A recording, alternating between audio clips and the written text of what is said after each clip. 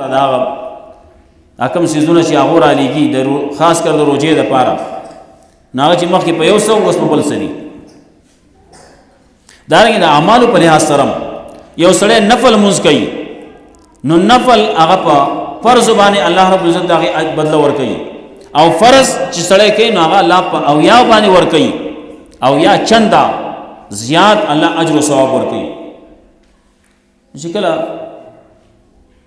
نفل په فرض باندې الله بدله ورکوي او د فرض هغه په اویا ورکوي نو سیزن دی.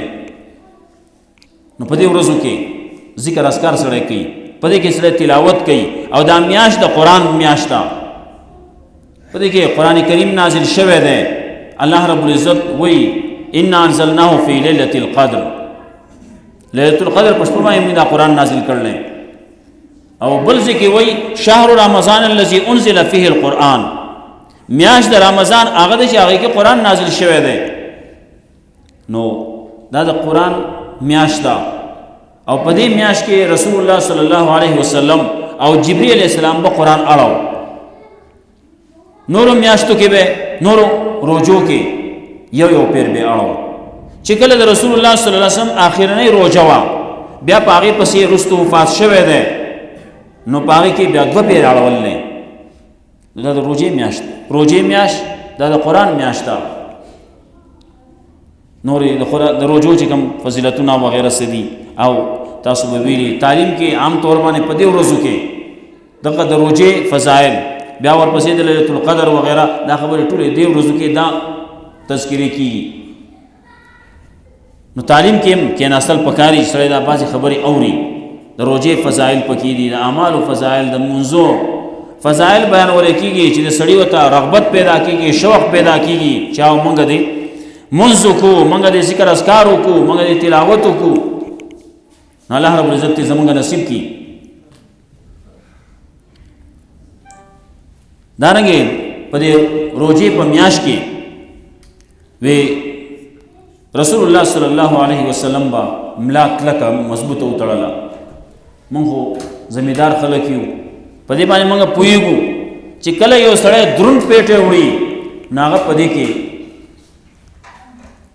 په دې دروند پیټی چې وړي نو خپله ملا کلکه وتړي، ځان پسې کلک کي، مضبوط کي.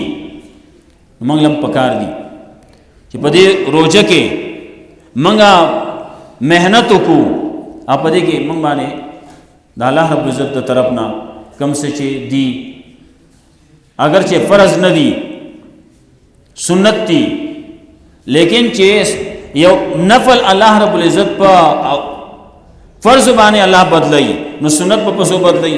سنت خو د نفلو نه ښه دي، د نفلو نه حیثیت اوچت دی، نو د هغې اجر و ثواب که د فرض مداري ورکوي نو هم ډېر شی دی. نو تراویح کولی کېږي، 60 رکعاته تراویح دي.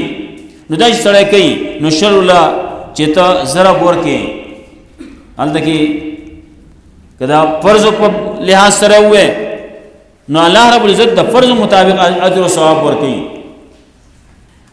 نو الله رب العزت ته زمونږه زړونه دې ته سپین کړي او الله رب العزت ته مونږه اعمالو ته شوق پیدا کړي. نو خبره مې کوله چې د ټولو نه اولنۍ خبره د ایمان پسې د مانځه ده او مونځ دا پکار دی د علم په رڼا کې.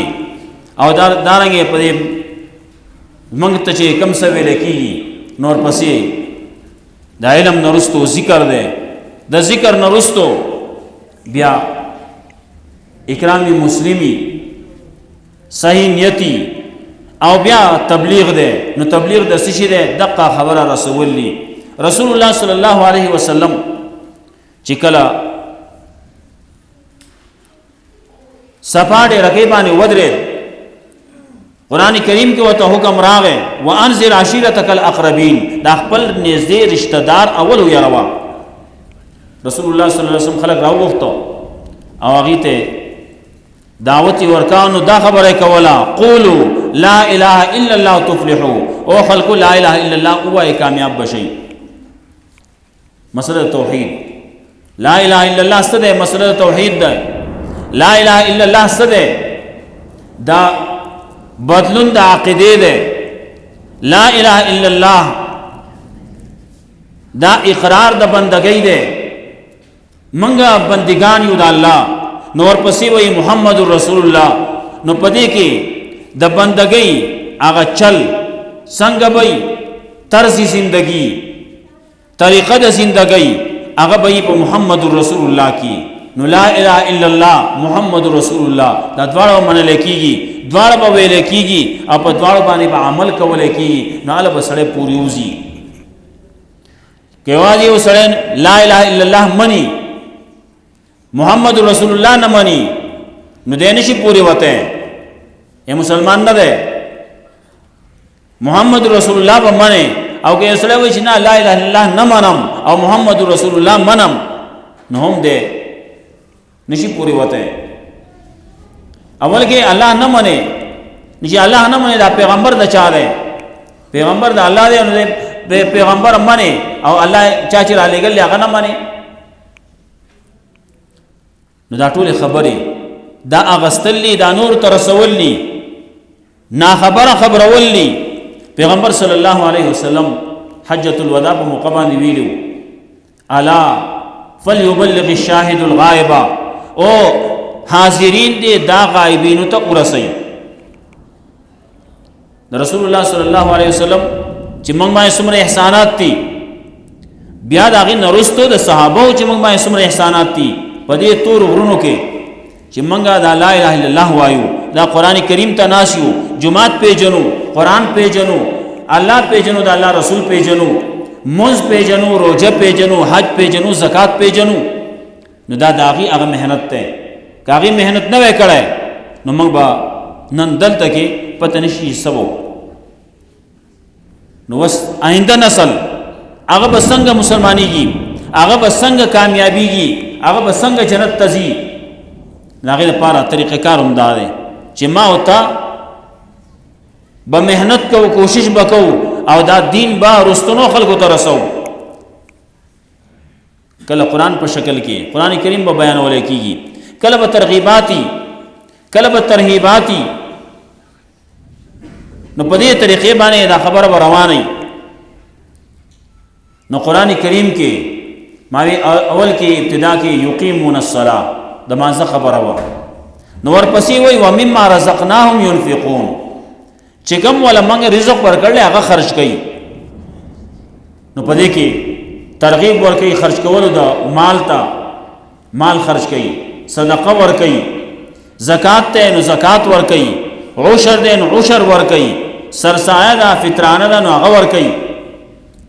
دا ټولې خبرې مما رزقناهم ينفقون کې راځي. دارنګې مما رزقناهم ينفقون کې نور هم راځي.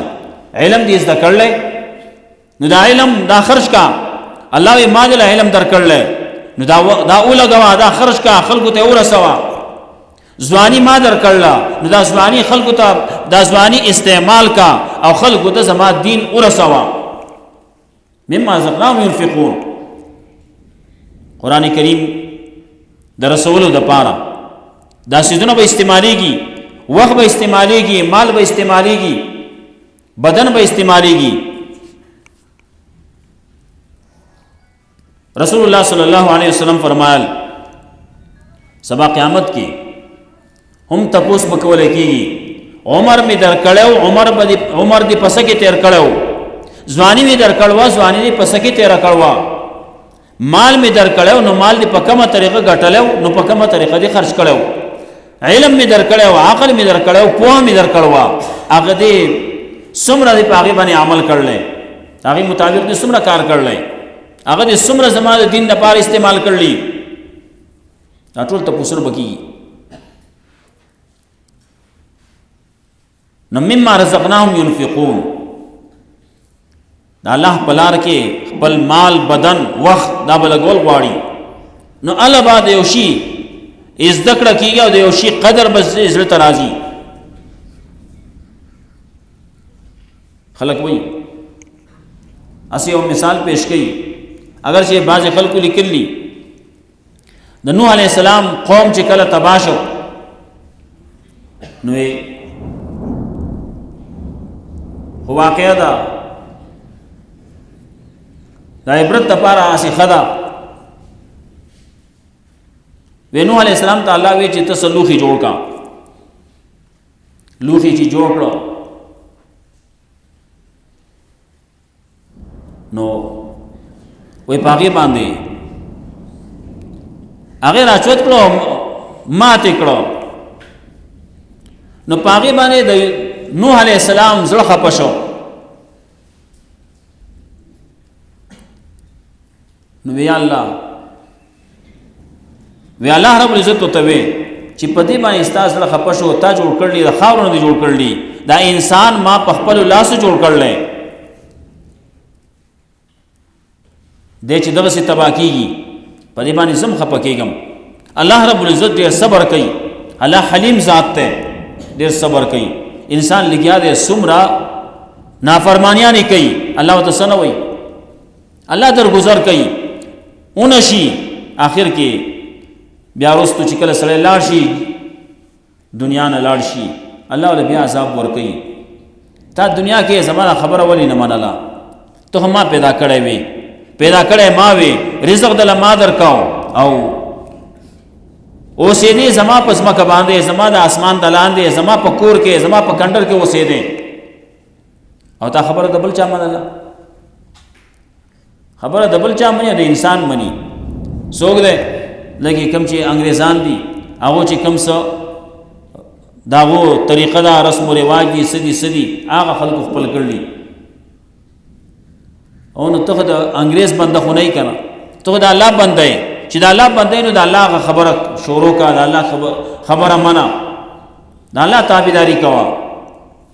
نو قرآن کریم کې ابتدا کې مما رزقناهم ينفقون د رزق خبره وه، دا خرج کوه، مال می در کړلی، نو زکات په لحاظ سره، زکات باندې فرض دی، زکات به ورکې. عشر دی د ځمکې نه څیزونه راوخته، په هغې کې عام طور باندې زموږ په دې علاقه کې لسمه ده، هغه ځمکه چې په هغې کې خلکو ځان له ارټ ویستلی یا د اوبو مستقل هغه آبیانه ورکوي، نو بیا هلته کې شلمه ده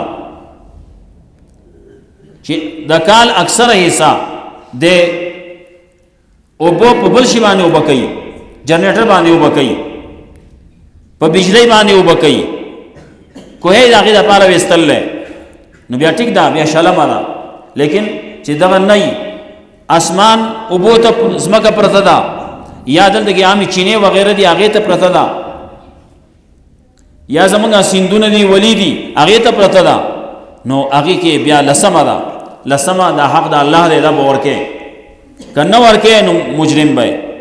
اوس دا ورځې دي، دا چې کله روژه تېره شي نو سرسایه ورکول دي، خو ښه خبره دا چې سړی مخکې ورکي، پاو کم 2 کیلو غنم یا د هغې قیمت. دارنګې کجورې دي نو 3.5 کیلو کجورې، 3.5 کیلو وربشې، 3.5 کیلو وسکې، د دې څلورو څیزونو خبره عام طور باندې چلیږي.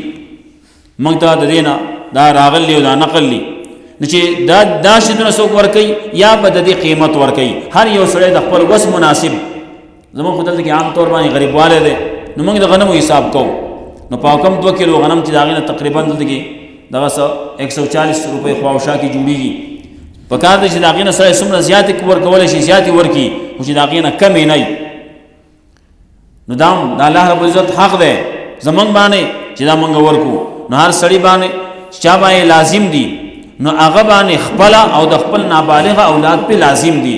که د نور د کور د نورو خلکو افرادو ورکوي هم ورکولی شي، وردی کی، لیکن لازم چې په ده باندې نو هغه به د خپل ځان او د خپل نابالغه اولاد په ده باندې لازمي. د هغې تپوس به د قیامت کې کېږي، ما تعالی مال در کړی وسعت مې در کړی، تا ولې نه زما په لار کې د دې غریب مرسته تا ول نه ده کړي، سرسایه دې ول نه ده ورکړي، ځان سره دې په دې اختر کې شریک کړی ولې نه دی، د هغه غمخواري تا ول نه ده کړي. موږ باندې خو حقونه دي، د ښځو حقونه دي، د مور و پلار حقونه دي، د ورورولۍ د معاشرې حقونه دي. دا قرآن کریم کې د هغې تذکره ده شوي، دا ویلې شوي دي. بیا که وایو تذکره زیاتیږي. نو د الله رب العزت د طرفنا موږ باندې دغه کارونه لازم دي، موږ به دغه کوو. بعضې کارونه زموږ معاشره کې الله رب العزت موږ باندې لازم کړي. رستو چې کله سورت بقره سره وای نو پاره کې احکامات دي. هغه احکامات د معاشره د کورنۍ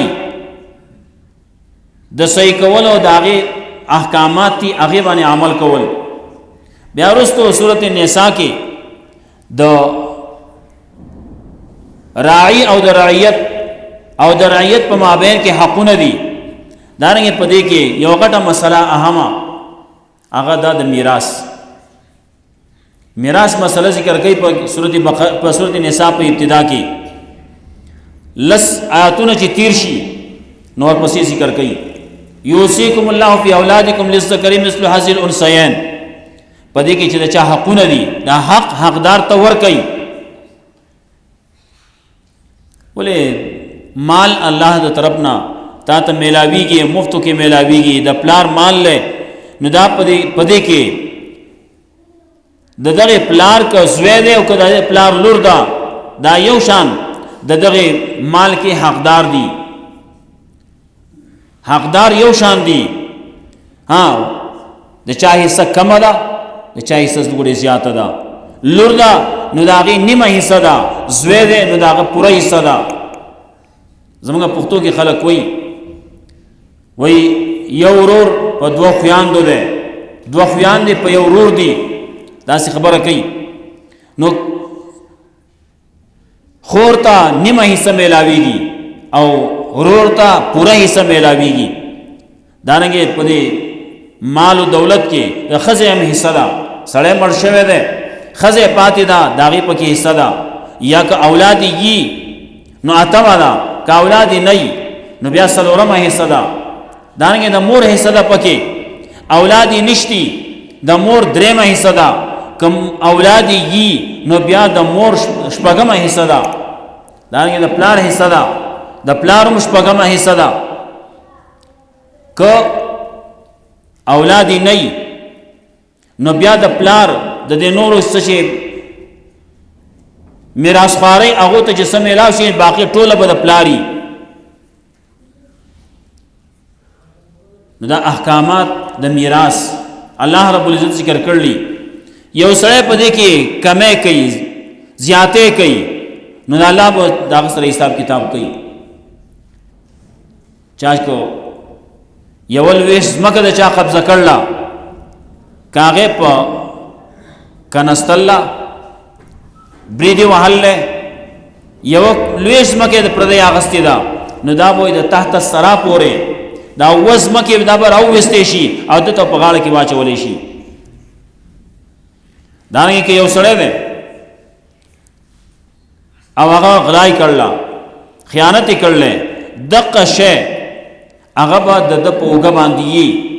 یو سړي غوایي پټ کړلی نو غوایي به د ده په اوږه باندې هغه به خپل اواز کوي. دارنګې اوښ یې پټ کړلی، اوښ به د ده په اوږه باندې هغه به خپل اواز کوي. بعضې خلک به وایي چې دا دومره ځمکه ده دومره پټه کړله نو دا به د ده په اوږه باندې څنګه وي، د هغه غاړې ته به یې څنګه اچوي، د ده دا بدن به پسې الله غټ کړي. نو دغه اوښان به پې هم راځي، غوایان به پې هم راځي، دغه ځمکه به پې هم راځي او خلکو ته به ټول تښکاري. هلته کې د شرم خبره به وي. مولوي صاحب مخکې ووایي داسې نه چې موږ قیامت کې د پیغمبر په مخ کې وشرمېږو او پیغمبر دی هغه زموږ ځان له شفیق دی، لیکن د آدم علیه السلام نه واخله د قیامت پورې چې څومره انسانان تیر شوي دي که موجود دي او که راځي، قیامت پورې چې څومره دي دا ټول په دغه یو میدان حشر کې او دا ټول په مخ کې به شرمېږي. خلک وایي الله دې د عرصات په میدان باندې وشرموه. هلته کې عرصات په میدان باندې د قیامت په میدان کې الله دې هلته وشرموه. نو دا هلته کې شرمېدلی دی، قرآن باندې عمل نه دی کړی، سنت باندې عمل نه دی کړی، نو هلته په شرم کې ولاړي. الله دې موږ وساتي. دارنګې مخې ته چې کله لاړ شي سورت نور ده، په سورت نور کې د ستر او د پردې هغه بحث دی پکار دی چې زمونږ په کورونو کې هغه ستر او پردا کم چې قران ویلي سنت ویلي هغه دې زمونږ یي قران کریم کې د توحید مسلې ذکر کړل د رسالت مسلې ذکر کړل د قران کریم د صداقت مسلې ذکر کړل د قیامت مسلې ذکر کړل دارنګه پدې کې ډېری مسلې داسې دي چې هغه مخې ته تیری شوي دي قران کریم کې بار بار ذکر شوي دي کله پکې د جهاد خبره کوي کله د انفاق فی سبیل الله خبره کوي دا خبرې ټولې تیری شي دي اخر ته چې کله راورسي نو خبره کوي د قل هو الله احد مسله د توحید وا دنیا آباد هم د توحید په وجه ده قائم هم د توحید په وجه باندې ده او چې ختميږي نو د توحید د نشوالي په وجه به ختميږي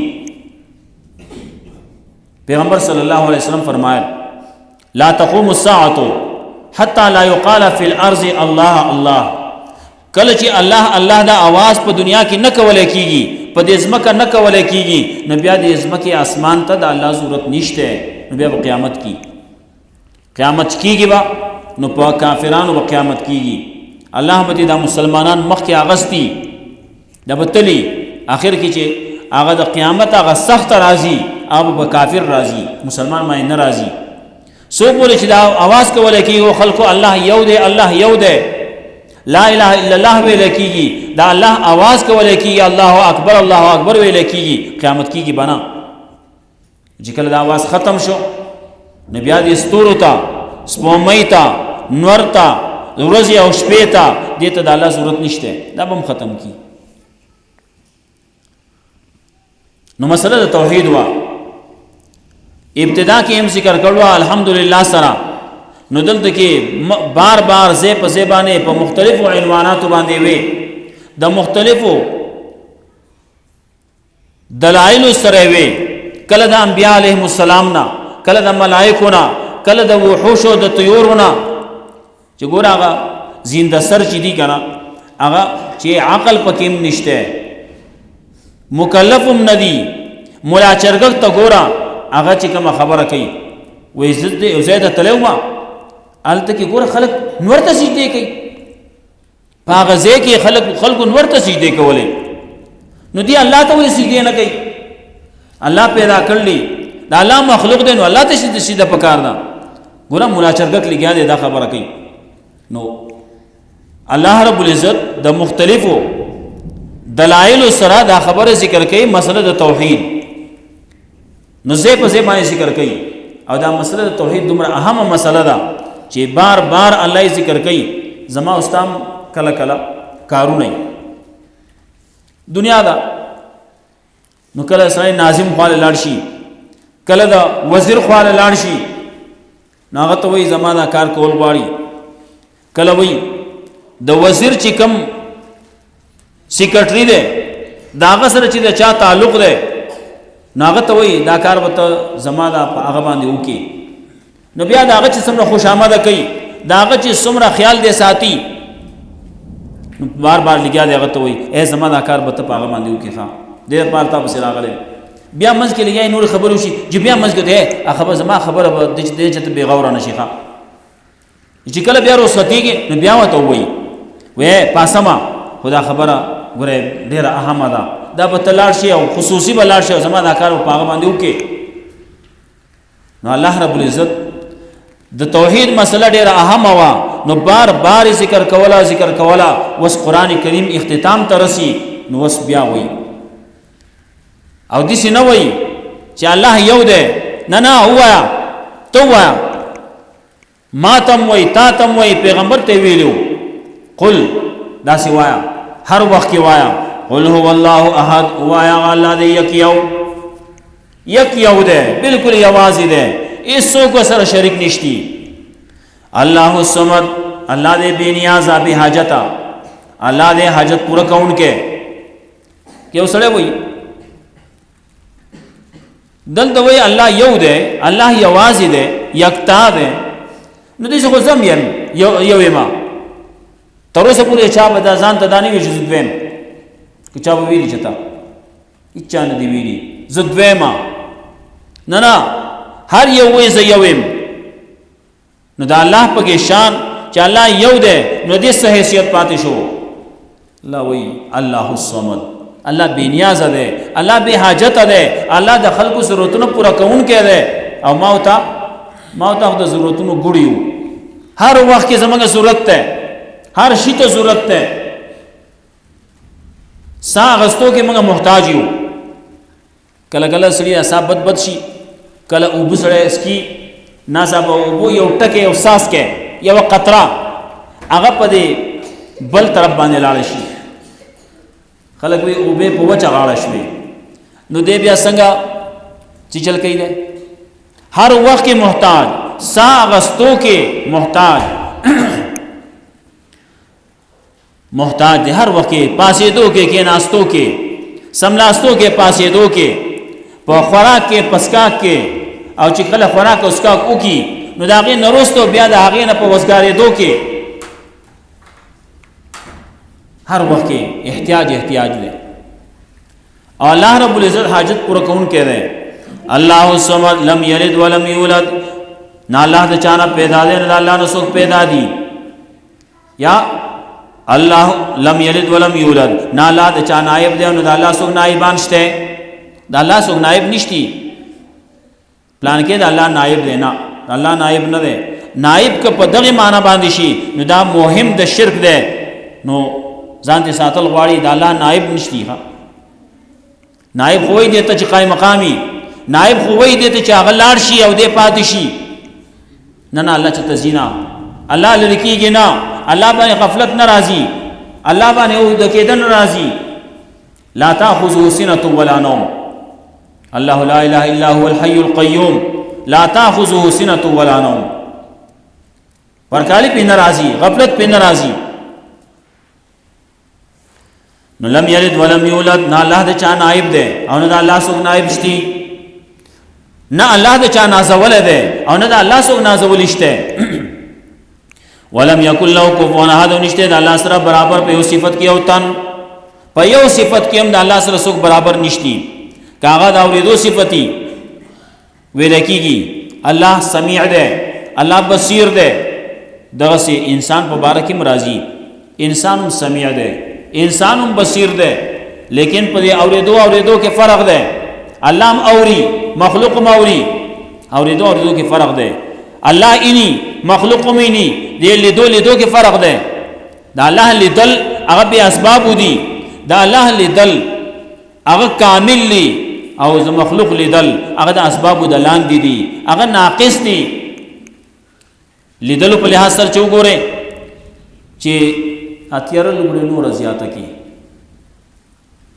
ها دا شوره په سیبان کې موږ به یو بل بیانینو اگر چې موږ یو بل سره خوا کې ناسیو یو بل نینو تیارشی یو بل نینو لریشی بیانینی ډیر نږدې شي یو شی راواله دا بعض خلک داسې کوي راواخلي او داسې شی دی په تندي او تکي داسې شی دی ولګل ګډه مخامخ وکړه اته دومره نږدې کړل چې اوس کاری نه لګوډه اخوا کچې ولي وینم چې ډیر نږدې شي بیا یې نینی ډیر لری شي بیا نینی منځ کې پرده راشي بیا نینی تیار شي بیا نینی الله رب عزت دې شی محتاج نه دی الله لیدل کامل لی دا الله اوریدل کامل لی ماوتا اورو نو اسباب باندې اورو دلته کې نږدې ته خبره کې ز اورم